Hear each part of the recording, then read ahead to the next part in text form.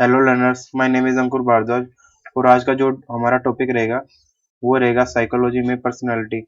देखिए लर्नर्स, मैं इसी प्रकार साइकोलॉजी और स्पेशल एजुकेशन पे वीडियो अपलोड करता रहता हूँ। तो अगर आपको मेरी वीडियो अच्छी लगी तो इसको लाइक शेयर कमेंट जरूर कीजिए। सो विदाउट वेस्टिंग टाइम इस टॉपिक को स्टार्ट करते हैं। देखिए लर्नर्स, सबसे पहले हम देखते हैं personality. Right now I am sharing my screen.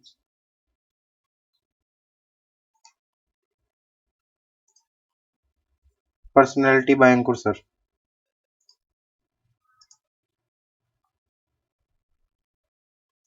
देखिए पहले मैं आपको ओवरव्यू दे देता हूँ कि आज का टॉपिक हम किस प्रकार पढ़ेंगे।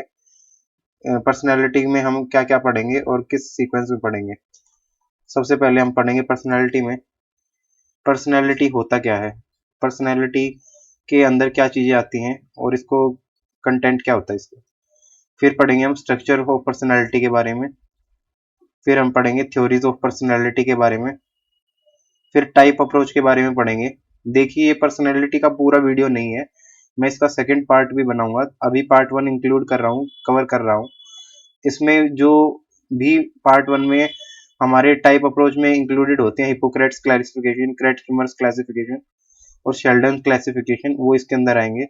और कार्ल गुस्ताव जंग, जिनका आपने सुना होगा, is was one of the famous prominent psychologist. और ये हमारा आज का कंटेंट रहेगा। तो चलिए लर्नर्स स्टार्ट करते हैं। Personality bye Ankur sir. देखिए लर्नर्स, पर्सनालिटी का मतलब क्या होता है पहले मैं बता देता हूँ कि पर्सनालिटी वर्ड कहाँ से आया है। लर्नर्स, पर्सनैलिटी वर्ड आया है परसोना से। परसोना का मतलब होता है मास्क। मैं लिख देता हूँ इस बात को यहाँ पे। पर्सनैलिटी वर्ड आया है परसोना से, ग्रीक वर्ड होता है परसोना, यहाँ से आया पर्सनैलिटी वर्ड। रूट निकला है पर्सनैलिटी वर्ड परसोना से, जिसका मतलब होता है mask. It is a Greek word, जो कि आपने प्लस वन की साइकोलॉजी में भी पढ़ा होगा, एनसीईआरटी की प्लस वन साइकोलॉजी में भी, कि परसोना का मतलब होता है mask. Personality word originated from the Greek word persona. Persona mean mask. Guilford ने पर्सनैलिटी को एक integral form of personal qualities बताया है। मतलब एक तरीके की व्यक्तित्व जो होता है हमारा, वो इंटीग्रल फॉर्म होता है पर्सनल क्वालिटीज का। मतलब एक तरीके से सम ऑफ पर्सनल क्वालिटीज होता है। ये बताया हमारे गिलफोर्ड ने। फिर बताया वॉटसन ने बताया personality is everything we do. मतलब जो हमारा व्यक्तित्व होता है वो जो भी हम करते हैं वही होता है। Personality is everything we do, ये बताया है हमारा वॉटसन ने। फिर उसके बाद पर्सनैलिटी के कुछ कैरेक्टरिस्टिक्स पढ़ लेते हैं। Personality is unique and specific. जो हमारा व्यक्तित्व होता है ये एक तरीके से यूनिक होता है। मतलब सब में जैसा नहीं होता, पर्सन टू पर्सन डिपेंडेंट करता है और स्पेसिफिक भी होता है। Personality is the combination of heredity and environment. एक तरीके से बोला जाए, हेरिडिटी को नर्चर भी कहते हैं, मैंने अपने वीडियोस में बता रखा कई बार।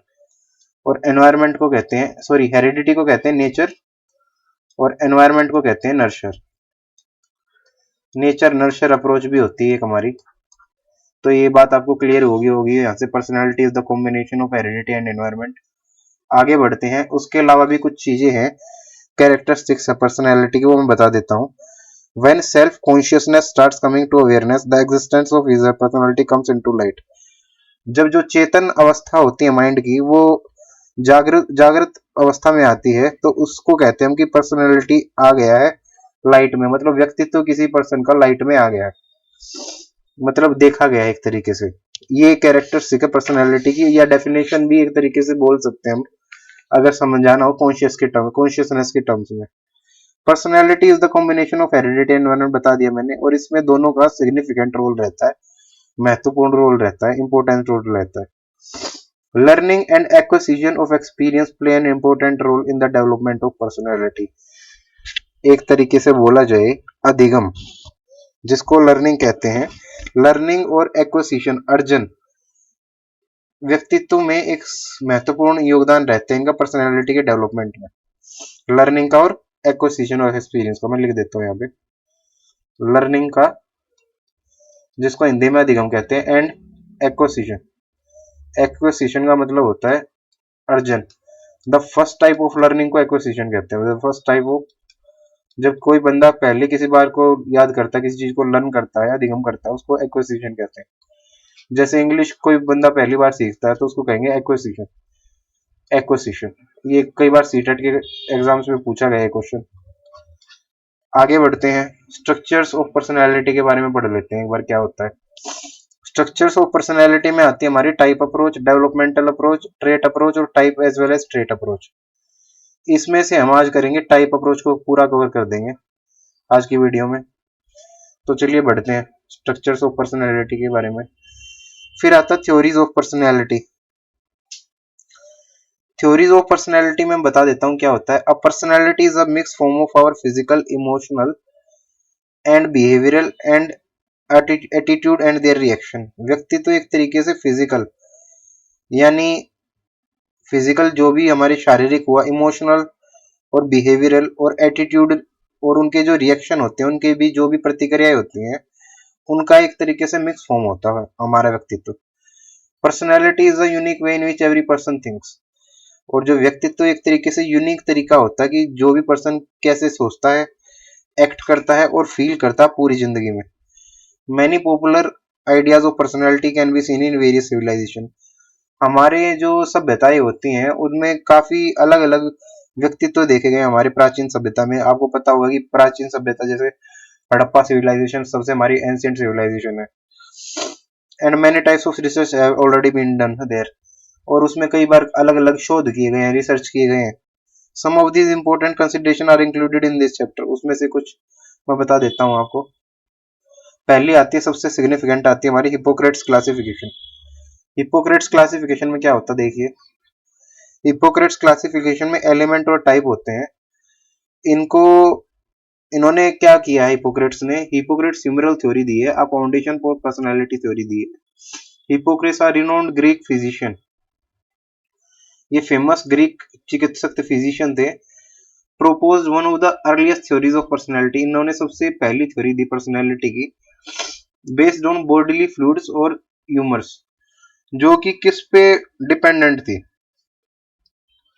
वो डिपेंडेंट थी हमारी, एक तरीके से देखा जाए तो, सॉरी स्लाइड चेंज होगी, बेस्ड ऑन बॉडीली फ्लूइड और ह्यूमर्स पे डिपेंडेंट थी। इस theory known as humoral theory, और इसकी थ्योरी को ह्यूमरल थ्योरी के नाम से भी जाना जाता है। Linked personal traits to the balance of four humours. और इनका जो व्यक्तित्व के जो कैरेक्टर्स थे वो एक तरीके से जो बैलेंस किए जाते थे चार ह्यूमर्स के द्वारा। Blood associated with sanguine temperament characters, characterized by optimism, cheerfulness, and a tendency to be easy going। मतलब वेरियस टेम्परामेंट हुए जो भी हमारे कैरेक्टर्स है। बाय ऑप्टिमिस्टिक, ऑप्टिमिस्ट का मतलब होता है आशावादी। Cheerfulness and a tendency to be easy going, ये सारे इसके एक तरीके के माना जाए तो इमोशंस से हो गए हमारे। येलो बाइल, येलो बाइल जैसे इरिटेटिंग टेम्परामेंट और रेस्टलेसनेस, एक तरीके की एक पर्सनैलिटी होती है, एक व्यक्तित्व होता है ये एंग्री का, जो गुस्से में रहते हैं लोग। तो उनका एक अलग कैटेगरी बना दी येलो बाइल की उन्होंने। और फिर बनाया ब्लैक बाइल। ब्लैक बाइल में आते हैं हमारे मेलनकोलिक, जो कि सैड रहते हैं, उदास रहते हैं, फ्रस्ट्रेटेड रहते हैं और अनहैप्पी रहते हैं, ना खुश रहते हैं। पेसिमिस्ट सोच होती है जिनकी, मतलब एक लाइफ की तरफ एक नजरिया होता है निराशावादी का। पढ़ा होगा आपने फिलोसफी में भी ऐसा। पेसिमिस्ट इसका एक एंटोनिम होता है ऑप्टिमिस्टिक। तो इनका ऐसा मतलब इमोशन वगैरह थे इनके, ये पेसिमिस्ट वगैरह थे इनके। And a tendency to be introspective. Introspective का मतलब होता है कि स्वयं के बारे में, मतलब एक तरीके से आत्मचिंतन करना। तो ये बात मेरे को लगता है यहाँ तक आपको क्लियर हो गया होगा। आगे बढ़ते हैं अब। फिर आता हमारा phlegm, associated with phlegm temperament, characterized by calmness, apathy and tendency to be slow and deliberate. फिर फिलिज्म जो होती है, जो फिलिज्म एंड टेम्परामेंट होती है, जो काल्मनेस मतलब शांत रहने वाले लोग। अपैथी, अपैथी एक तरीके से माना जाता है जिनका किसी में कोई इंटरेस्ट नहीं होता। And a tendency to be slow and deliberate, और आराम से और आजाद रहने वाले लोग होते हैं, ये फिलिज्म के अंदर आते हैं, फिलिज्मेटिक टेम्परामेंट के अंदर आते हैं। फिर आती है हमारी क्रिटचमर क्लासिफिकेशन। क्रिटचमर क्लासिफिकेशन में क्या आता है वो मैं बता देता हूँ। इसमें उन्होंने भी पर्सनैलिटी के जो टाइप्स होते हैं ना हमारे, उनको पर्सनैलिटी के कैरेक्टरिस्टिक्स के साथ जोड़ दिया। और कैसे जोड़ा देख लेते हैं अभी एक बार। क्रिचमर सोमैटोपाइड थ्योरी दी इन्होंने क्रिचमर क्लासिफिकेशन में। अर्नेस्ट क्रिचमर अजन्य साइकेट्रिक्स, एक जर्मन के साइकाइट्रिस्ट थे ये, मतलब साइकोलॉजिस्ट नहीं थे, साइकाइट्रिस्ट होते हैं जो मतलब मेंटल इलनेस की दवाइयां वगैरह लिखते हैं, जैसे डिप्रेशन वाले हो जाते हैं, सिजोफ्रेनिया होते हैं, बाइपोलर डिसऑर्डर होता है जिनको, उनकी दवाइयां लिखते हैं ना जो, ये होते हैं psychiatrist. Propose a theory of personality based on a body types in the early 20th century. He believed that physical characteristics were correlated with certain personality traits. इनका मानना था कि कोई भी जो कैरेक्टरिस्टिक्स होते हैं वो उनके पर्सनैलिटी ट्रेट से रिलेटेड होते हैं। और इन्होंने अपनी सोमैटोटाइप थ्योरी दी। आइडेंटिफाइड विद 3 बॉडी टाइप्स, काइनिक, पाइनिक। दिस बॉडी टाइप की कैरेक्टराइज्ड, मेरी प्रोनाउंसिएशन थोड़ी अलग हो सकती है। Pyknic, this body type is characterized by round stocky build with a broad chest and short limbs. Characteristics associated with this type with a cyclotymic personality characterized by mood swing and a tendency toward bipolar disorder. मतलब bipolar disorder, जो mood swing वाला disorder होता है ना, पढ़ा होगा आपने पहले भी। It is one of the types of disorder होता है, ये मेंटल डिसऑर्डर होता है बाइपोलर डिसऑर्डर, जिसमें मूड स्विंग वगैरह होते हैं। तो उन्होंने उसको कैरेक्टराइज कर दिया पाइकनिक में, PYKNIC, पाइकनिक में। फिर आता है asthenic. This body type is characterised by lean slender build with along limbs and narrow chest. ये इनके कैरेक्टरिस्टिक्स हो गए, फिजिकल कैरेक्टरिस्टिक, मतलब बॉडी टाइप कैसा होता है उनका, लीन मतलब पतले होते हैं, slender build with long limbs and narrow chest होती है एक तरीके से उनकी। Characteristic associated this type of schizoid personality, जो श्यूड पर्सनालिटी डिसऑर्डर आता है ना, श्यूड पर्सनालिटी डिसऑर्डर जितने भी आते हैं ये इसके अंदर क्लासिफाई कर दिया उन्होंने, एस्थेनिक के अंदर। फिर आता है एथलेटिक। एथलेटिक में क्या होता है, muscular athletic build with broad shoulder and strong limbs. Character associated this type of dysplastic personality characterized by impulsive aggression, मतलब ऐसे लोग जिनके अंदर मतलब एग्रेसिवनेस वाला बिहेवियर रहता है या क्रिमिनल बिहेवियर रहता है, वो सारे इन्होंने डाल दिए एथलेटिक के अंदर। तो ये हो गया हमारा कैरेक्टर क्लासिफिकेशन के अंदर। इसको आप एक बार 2-3 बार रीडिंग करोगे ना तो आपको ये बिल्कुल क्लियर हो जाएगा। बट आपको मैं चाहता हूँ कि आपका इसमें एक तरीके से कहा जाए कि प्री रिक्विसाइट नॉलेज क्या होनी चाहिए, इसमें आपको इन डिसऑर्डर के बारे में पता होना चाहिए। अब इतना टाइम नहीं कि मैं इनको आपको डिसऑर्डर के बारे में बताऊंगा, जैसे श्यूड पर्सनालिटी डिसऑर्डर, बाइपोलर डिसऑर्डर और स्किज़ोफ्रेनिया। स्किज़ोफ्रेनिया तो स्प्लिट पर्सनालिटी डिसऑर्डर होता है, पता ही होगा आपको इसके बारे में। तो इनको आप गूगल करके भी ढूंढ सकते हैं, बिकॉज ये आपको प्री रिक्विसाइट है, इनमें मैं ज्यादा टाइम नहीं दूंगा। तो ये क्रेचमर क्लासिफिकेशन में इन्होंने ऐसे इनको कैटेगराइज किया। Sheldon classification, Sheldon somatotype theory. William Sheldon एक अमेरिकन मनोवैज्ञानिक थे जिन्होंने थ्योरी ऑफ पर्सनैलिटी दी based on body types. Body type के बेसिस पे उन्होंने थ्योरी दी। पढ़ लेते हैं उसको एक बार ध्यान से देख के। देखिए लर्नर्स, क्या बताया उसमें, विलियम शेल्डन ने एक तरीके से ये थ्योरी दी कि ये आइडेंटिफाइड 3 प्राइमरी सोमैटोटाइप्स, 3 प्राइमरी बेसिक सोमैटोटाइप्स ढूंढ मतलब पहचाने उन्होंने। Each associated with distinct personality trait, जो कि अलग अलग पर्सनालिटी ट्रेट से जुड़े हुए थे। क्या थे वो, ectomorph. This body is characterised by lean slender build with long limbs and narrow chest. इसके बारे में मैंने बता दिया जो पीछे पढ़ा था, एक्टोमॉर्फ उससे रिजेंबल करता है। Sheldon associated this type with cerebrotonic personality character by introversion. Introvert लोग होते हैं जिनके आंतरिक अभिप्रेरणा होती है, इंट्रोवर्ट मोटिवेशन होता है, जो सेल्फ मतलब अपने में ही रहते हैं, एक्सट्रोवर्ट नहीं होते, अपनी बातों को एक्सप्रेस नहीं करते, अपने में ही रहते हैं जो। Inhibition and tendency toward intellectual pursuit. फिर आता है mesomorph. This body type is characterized muscular athletic build with broad shoulder and strong limbs. ये उसके कैरेक्टरिस्टिक है। Sheldon associated this type with somatotype personality character by extroversion. जितने भी एक्ट्रोवर्ट लोग आते हैं जो अपनी बातों को एक्सप्रेस कर लेते हैं, इंट्रोवर्ट नहीं होते, वो आते हैं मेसोमॉर्फ में। फिर आता है endomorph. This body type is characterised by round stocky build with a broad chest and short limbs. और Sheldon associated this type with western personality character by relaxation, sociability and tendency towards indulgence. मतलब जितने भी socialise लोग होते हैं ना, जो सामाजिक होते हैं, उनको आप रख सकते हो एंडोमॉर्फ में। तो उम्मीद आपको ये सारे क्लियर होंगे आपको एक्टोमॉर्फ, मेसोमॉर्फ और एंडोमॉर्फ। अगर नहीं होते तो एक बार इसको दोबारा देख लेना, रिवाइज कर लेना, आपको अच्छे से क्लियर हो जाएंगे। फिर आते हैं हमारे जुंग्स थ्योरी ऑफ साइकोडायनामिक पर्सपेक्टिव, जो दी थी कार्ल गुस्ताव जुंग ने। कार्ल गुस्ताव जुंग का तो नाम सुना ही होगा अगर आपने साइकोलॉजी पढ़ी है, और कार्ल गुस्ताव जुंग का नाम नहीं सुना तो मैं नहीं मानता कि आपने साइकोलॉजी ढंग से पढ़ी है। कार्ल गुस्ताव जुंग, इन्होंने थ्योरी दी थी साइकोडायनेमिक पर्सपेक्टिव था इनको थ्योरी का।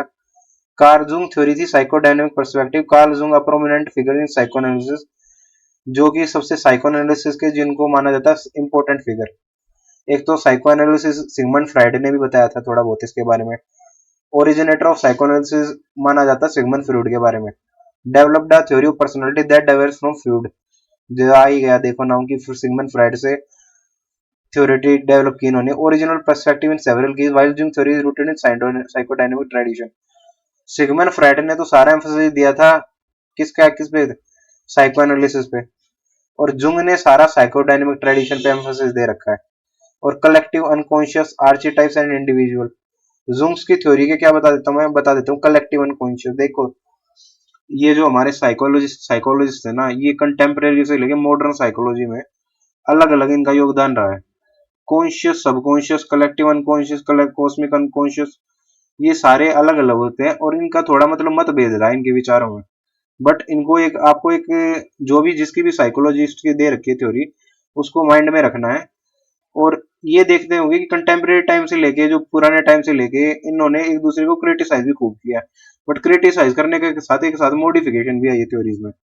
आप पढ़ लेते हैं एक बार कलेक्टिव अनकॉन्शियस क्या होता है जुंग के हिसाब से, कार्ल गुस्ताव जुंग के हिसाब से। Jung proposed that beneath the personal unconscious, की पर्सनल अनकॉन्शियस यानी अचेतन, पर्सनल अचेतन के नीचे होता है हमारा there exist a collective unconscious, जो कि शेयर्ड बाय ऑल ह्यूमंस। एक कलेक्टिव अनकॉन्शियस होता है, कलेक्टिव अचेतन होता है जिसके अंदर this collective unconscious contain inherited memory, मतलब जो भी हमारे पूर्वजों से मेमोरी आती है ना, वो सारी कलेक्टिव अनकॉन्शियस में होती है। And experience from our ancestor expert through archetypes, और किसके थ्रू एक्सपर्ट की जाती है, आर्चीटाइप्स के थ्रू। आर्चीटाइप्स होता है यूनिवर्सल सिंबल और pattern that reside in collective unconscious that influence our thought, feeling and behavior. Some well-known archetypes include the hero, the shadow, the anima and the animus. फिर आता है individualisation. Jung believed that ultimate goal of human development is individualisation. Jung का ये मानना था कि जो human development का अल्टीमेट गोल क्या है कि इंडिविजुअलाइजेशन होना चाहिए और पर्सनैलिटी के इंटीग्रेट करना चाहिए, और इंक्लूडिंग द कॉन्शियस, चेतन और अचेतन मन को पूरे एक तरीके से एक एंटाइटी की तरह देखना चाहिए इंडिविजुअलाइजेशन का मतलब। जुंग ने फ्रूड को डिफर किया, मतलब जो हमारे सिगमंड फ्राइड थे उनकी थ्योरी को अलग तरीके से डिफर किया। कैसे? Emphasise on the collective unconscious, collective unconscious के ऊपर ज्यादा बल दिया उन्होंने। फ्रूड को मानना था कि पर्सनल अनकॉन्शियस पे ज्यादा बिलीव फोकस करते थे वो, जुंग एम्फसाइज करते थे कलेक्टिव अनकॉन्शियस पे। पॉजिटिव व्यू ऑफ अनकॉन्शियस, जैसे फ्रूड क्या कहते थे कि अनलाइक फ्रूड, मतलब फ्रूड के कंट्रास्ट में, या उनको कह सकते हैं क्रिटिसाइज करते हुए, Jung saw the unconscious as a source of creativity. Jung का ये मानना था कि जो अचेतन मन होता है वो एक तरीके से क्रिएटिविटी और विजडम, विजडम होता है समझदारी, या समझ सकते हो कि एक तरीके से प्रूडेंट, प्रूडेंट भी एक इसका सिनोनिम होगा हमारा। rather than merely a repository of repressed desire and conflict, focus on spiritual and religious personality. जंग बिलीड द स्पिरिचुअल, मतलब एक तरीके से धार्मिक जो तरीके से इन्होंने भी उसको मतलब एक महत्वपूर्ण योगदान बताया पर्सनालिटी के डेवलपमेंट में। किसने? जुंग ने। फ्रूड ने इनको मतलब क्रिटिसाइज, उनकी एक थ्योरी को क्रिटिसाइज कर रहे हैं, फ्रूड की थ्योरी को कौन कर रहे हैं? कार्ल गुस्ताव जंग। तो उम्मीद है आप लोगों को ये क्लियर हो गया होगा। एक बार इसको दोबारा पढ़ लेना, अगर कोई कुछ चीज क्लियर नहीं होती तो कमेंट बॉक्स में डाल देना, मैं दोबारा एक्सप्लेन कर दूंगा आपको कमेंट बॉक्स में। तो ये आज का हमारा वीडियो था। देखिए टाइम लिमिटेशन होता है इसलिए मैंने आराम से पढ़ाया, और सारे टॉपिक तो मैं कह नहीं कर सकता कवर कराए। पार्ट 2 में मैं लगभग सारे टॉपिक कवर कर दूंगा। अभी मैं बता देता हूँ पार्ट 1 में मैंने क्या कवर किया है। टाइप अप्रोच मैंने लगभग पूरी कवर कर दी। तो उम्मीद है आपको मेरा आज का कंटेंट पसंद आया होगा पर्सनालिटी के ऊपर। अगर आपको कोई डाउट हो तो कमेंट में डाल सकते हो, और मेरा चैनल सब्सक्राइब कीजिए और मैक्सिमम लोगों को ये शेयर कीजिए वीडियो, ताकि उनको भी बेनिफिट हो सके। मैं इसी प्रकार साइकोलॉजी और स्पेशल एजुकेशन में ऐसे ही वीडियो डालता रहता हूँ। उम्मीद है आप लोगों को समझ आएगा। आज के लिए इतना ही, मिलते हैं नेक्स्ट क्लास में और कुछ नया सीखेंगे। धन्यवाद।